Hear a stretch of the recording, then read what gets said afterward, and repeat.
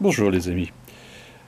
Aujourd'hui, dans cette vidéo, nous allons aborder une nouvelle question d'actualité qui revient régulièrement depuis 2-3 ans sur le devant de la scène. Quel est l'avenir, ou plus exactement, quel avenir a l'Union européenne? La question est de plus en plus brûlante parce que si vous regardez régulièrement les informations, si vous vous informez de manière régulière avec plus de 2 ou 3 sources d'informations différentes, vous avez constaté que le nombre de conférences entre chefs d'État européens, le nombre de mini-sommets à Bruxelles sur des sujets très pointus, la crise financière, la crise des migrants, tout cela aboutit à donner une image peu flatteuse de l'Union européenne. Et il faut reconnaître qu'en 2018, l'Union européenne, franchement, n'a plus rien à voir avec cette idée grandiose des pères fondateurs du début des années 1950. Cette communauté d'États est devenue un monstre très difficilement gérable, très difficilement dirigeable. Et pour cause. Depuis que tout se décide à l'unanimité, il faut l'accord des 27 et demi. 27 et demi membres de l'Union européenne. Bon. Alors vous allez me dire, pourquoi 27 et demi? Eh bien parce qu'on ne peut plus parler de 28e membre à partir du moment où le Royaume-Uni a décidé, enfin le peuple du Royaume-Uni a décidé de quitter l'Union européenne. Bon, ça va prendre un certain temps, les négociations sont en cours et tout le monde est en train de se rendre compte que ce divorce est une opération très délicate à gérer, très délicate à mener, les Anglais, une fois de plus, voulant absolument tous les avantages sans aucun inconvénient. Et pour une fois, il faut reconnaître quand même que Bruxelles ne se laisse pas faire. Mais quelle piètre consolation, vous avouerez. Alors concrètement, quel est l'avenir de l'Union européenne? Eh bien écoutez, si ça continue comme ça, il n'y a aucun avenir. Comment voulez-vous qu'un système politique aussi mal construit, un système politique qui de plus en plus fonctionne tout seul sur sa propre inertie, complètement coupé de l'adhésion des peuples, comment voulez-vous qu'un bazar pareil fonctionne? À moins d'être énarque ou alors bobo bien pensant pour crier à la panacée. Alors ce bazar, il profite à certains pays forts, notamment à l'Allemagne, sur un point de vue économique et financier. Ce bazar s'accompagne d'une situation économique qui est franchement pas terrible. Nous ne parlerons pas du chaos qu'il règne en Grèce, du presque chaos qu'il règne en Espagne, et du possible chaos qui peut s'abattre à tout moment en Italie. Ça ne sert à rien aussi de revenir sur le bazar qu'il règne par rapport à la crise des migrants, où il semblerait que chacun fait un petit peu ce qu'il veut dans son coin, sans en informer ses petits camarades. Le meilleur exemple étant cet accord unilatéral que Merkel a été signé en catastrophe toute seule, comme une grande, sans demander l'avis de personne, avec la Turquie. Donc, quelle solution existe-t-il?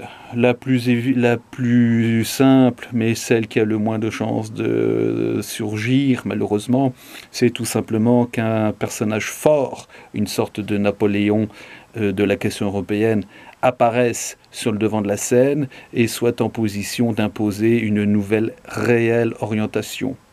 Alors cette image de Napoléon est volontaire, parce qu'au stade où nous en sommes, il faudrait à la limite faire table rase d'un certain nombre de fonctionnements défectueux pour s'affranchir de ce problème. Il y a un deuxième problème, c'est la mainmise du système financier sur les décisions européennes. Alors, on ne va pas entrer dans des grands débats de théorie économiste. On va simplement se limiter à ce constat. Comment se fait-il qu'un certain nombre de grands fonctionnaires européens, de grands décideurs de Bruxelles, soient ou d'anciens banquiers plus ou moins en cheville avec Goldman Sachs, ou finissent par être embauchés par Goldman Sachs, qui est l'une des plus grosses banques d'affaires américaines. Alors, le panorama est loin d'être rose, vous en conviendrez. Probablement que la communauté des 27 et demi va plus ou moins se réorganiser en différents noyaux. L'hypothèse avait été émise quand il y avait eu de très graves problèmes financiers entre des pays dits entre guillemets forts, organisés autour de l'Allemagne, tenant d'un euro fort, et puis des pays un petit peu plus centrés sur le sud, des pays qui font ce qu'ils peuvent et qui prennent ce qu'ils peuvent de l'ensemble de l'arsenal normatif européen. Ce qui est préoccupant, c'est que dans tout ce bazar, la volonté et la parole du peuple est de moins en moins entendue. Les braves électeurs sont de moins en moins convaincus du bien fondé de l'Union européenne, tout simplement parce que un gap s'est creusé entre l'espérance populaire et puis l'autosatisfaction de certains milieux d'affaires ou de certains milieux de soi-disant experts. Oui, mais ça profite aux forces dites populistes, forces populistes qui sont loin d'être marginales parce que on constate qu'elles sont en train de tisser leur toile avec efficacité dans les pays d'Europe centrale. Et puis aussi forces populistes qui gagnent une importance très très importante au Reichstag allemand, puisqu'avec près d'une centaine de députés, les forces d'extrême droite sont quasiment la seule force réellement structurée dans l'équilibre parlementaire difficile qu'il y a en Allemagne. Donc tout ça crée un climat franchement passionnant en termes historiques, en termes sociologiques, oui, mais une fois de plus, on est en plein milieu et le choix et les décisions de ces personnages impactent directement notre vie quotidienne. Donc il serait peut-être temps que les moutons lèvent la tête et regardent un petit peu autour d'eux en précisant bien ce dont ils ont envie et ce qu'ils refusent. C'est d'autant plus important que, comme nous l'avons vu dans une précédente vidéo, un nouvel ordre mondial est en train de se mettre en place. Alors pourquoi ne pas faire table rase d'un certain nombre de choses et reconstituer une Union européenne construite sur les points forts des membres fondateurs? L'Allemagne est une puissance bancaire, l'Allemagne est une puissance économique, soit.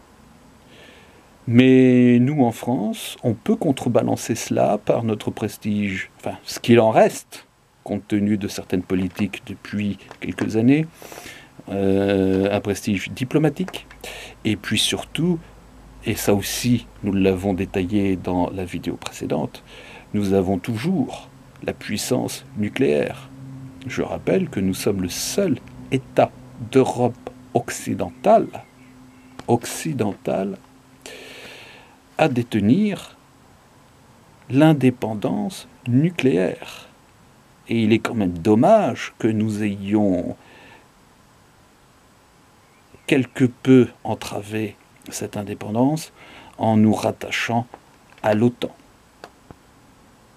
L'OTAN étant plus ou moins une officine aux ordres des États-Unis. Donc voilà un petit peu le panorama actuel, voilà quelques axes de réflexion. Je n'ai pas la solution absolue. Le but de cette vidéo étant tout simplement de vous donner quelques clés pour nourrir votre réflexion. Je vous dis à très bientôt pour un autre sujet d'actualité qui nous impacte tous. À bientôt. Et n'oubliez pas, abonnez-vous.